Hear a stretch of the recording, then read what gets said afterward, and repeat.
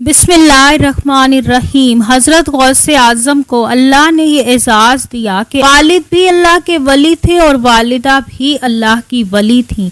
वालिद और वालिदा दोनों इतराफ से आप हसनी और हुसैनी सैयद थे। नाजरीन, आज की वीडियो में हम आपको हज़रत गौस आज़म के वालिद का एक ऐसा किस्सा सुनाते हैं जिससे ना सिर्फ आपका ईमान ताज़ा होगा बल्कि आपको बहुत सी अमल करने वाली बातें भी पता चलेंगी। हज़रत सरकारे गौस आज़म के वालिद का नाम अबू सईद मूसा सालेह जंगी दोस्त था। जंगी दोस्त लक़ब इसलिए पड़ा कि आप जंग को दोस्त रखते थे और अपने नफ्स से हर वक्त जिहाद करते थे।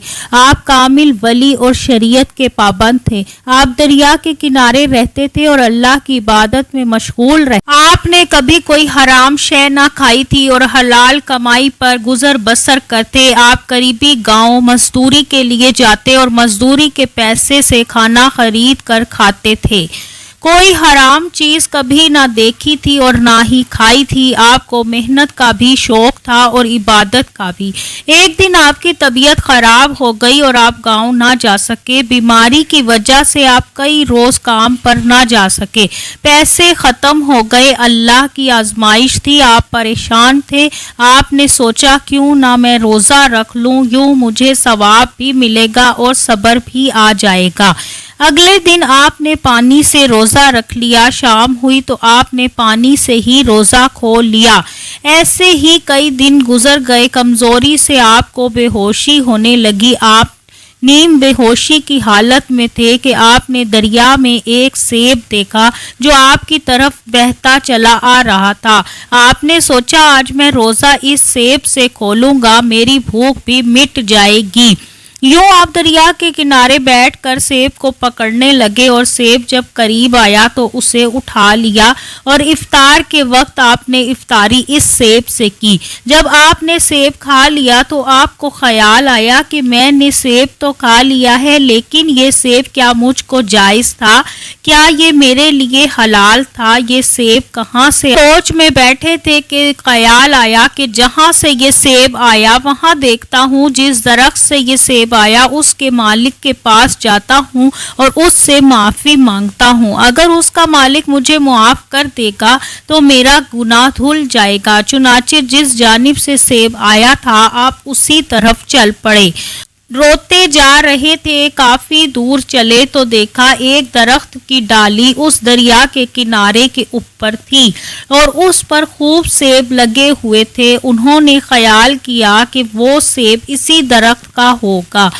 आप उस खेत में दाखिल हुए तो देखा एक बुजुर्ग खेत में इबादत में मशगूल थे। आप वहीं खड़े इंतजार करते रहे। जब वो बुजुर्ग इबादत से फारिग हुए तो आपने निहायत अदब से अर्ज की, हजूर मुझसे बहुत बड़ा गुनाह हो गया है, आप मुझे माफ फरमा दीजिए। बुजुर्ग ने दरियाफ्त किया, तुमने क्या गुनाह किया है और तुम मुझसे क्यों माफी मांग रहे हो? आपने अर्ज की, हजूर आपके खेत का एक सेब दरिया में बहता जा रहा था, मैंने उसे उठाकर खा लिया। मैं आपके पास अपने गुनाह की माफ़ी मांगने आया हूँ। अगर आप मुझे माफ़ कर देंगे तो मैं मुतमईन हो जाऊँगा। वो बुजुर्ग आपसे बहुत मुतासिर हुए और उन्होंने कहा, तुमने तो बहुत बड़ा गुनाह किया है, मैं तुम्हें इसकी सज़ा दूंगा। आपने फरमाया, हजूर आप जो कहेंगे मैं वो करने को तैयार हूँ और सज़ा का हकदार हूँ, बस आप मुझे माफ़ कर दें।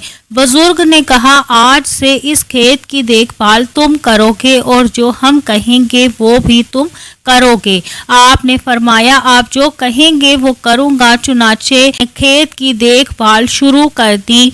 सेब तोड़ते और बेच कर आते। वो बुजुर्ग आप पर नजर रखे हुए थे। आप अपना काम से फारिग होकर इबादत में मशगूल हो जाते थे। बुजुर्ग ये देखकर बहुत खुश होते थे। कई दिन गुजर गए। काफ़ी अरसा गुजरने के बाद अब्बू मूसा साले अपने बुजुर्ग के पास गए और पूछा, हजूर मेरी सज़ा कब ख़त्म होगी? आपने फरमाया, कुछ दिन बाकी हैं, फिर तुम्हारी सज़ा पूरी हो जाएगी। कुछ दिन फिर गुजर गए तो उन बुजुर्ग ने आपसे कहा کہ میری دوسری شرط ہے جسے تم نے پورا کرنا ہوگا۔ آپ نے پوچھا وہ کون سی شرط ہے؟ بزرگ نے فرمایا میری ایک بیٹی ہے جو منہ سے گونگی ہے، آنکھوں سے اندھی ہے، پیروں سے اپاہج ہے، کانوں سے بہری ہے، وہ مجھے بہت پیاری ہے اور جوان ہو چکی ہے، میں اس کی شادی کرنا چاہتا ہوں، تمہیں میری بیٹی کے ساتھ نکاح کرنا ہوگا۔ ابو صالح نے کہا جو بھی ہے مجھے ہر شرط منظور ہے، گناہ معاف کر دیجئے۔ بزرگ نے آپ کا نکاح کر دیا اور وہیں پر رہنے کے لیے جگہ بھی دے دی۔ جب آپ اپنے کمرے میں داخل ہوئے جہاں پر دلہن تھی، آپ نے دیکھا کہ انتہائی حسین و جمیل لڑکی جو بالکل صحیح سلامت تھی کمرے میں موجود ہے، اس کے اندر کوئی بھی عیب نہیں تھا۔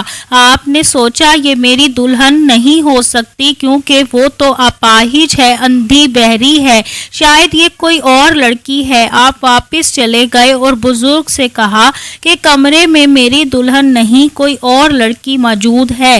بزرگ مسکرائے اور فرمانے لگے وہ تمہاری ہی دلہن راؤ نہیں۔ آپ نے فرمایا حضور پہلے ہی ایک سیب کھانے کی سزا بھگت رہا ہوں، اب کوئی اور غلطی نہیں کر سکتا، وہ عورت کوئی اور ہے، وہ تو صحیح سلامت ہے۔ بزرگ نے کہا وہ تمہاری ہی بیوی ہے، وہ کانوں سے بہری اس لیے ہے کہ اس نے کبھی کسی غیر محرم کی آواز نہیں سنی، وہ آنکھوں سے اندھی اس لیے ہے کہ کبھی کوئی غیر محرم نہیں دیکھا، زبان سے گونگی اس لیے ہے کہ کسی غیر محرم سے بات نہیں کی، پیروں سے اپاہج اس لیے ہے کہ کسی حرام کام کی طرف نہیں بڑھی۔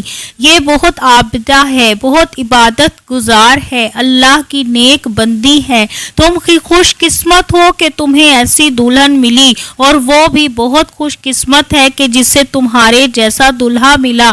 اس کے بعد بزرگ نے ان دونوں کو دعا دی، وہ دونوں خوشحال زندگی گزارنے لگے۔ اللہ تعالیٰ نے اس نیک جوڑے کو ایک خوبصورت اور ولی کامل بیٹا عطا فرمایا جس کا نام شیخ عبد القادر جیلانی رحمۃ اللہ علیہ تھا۔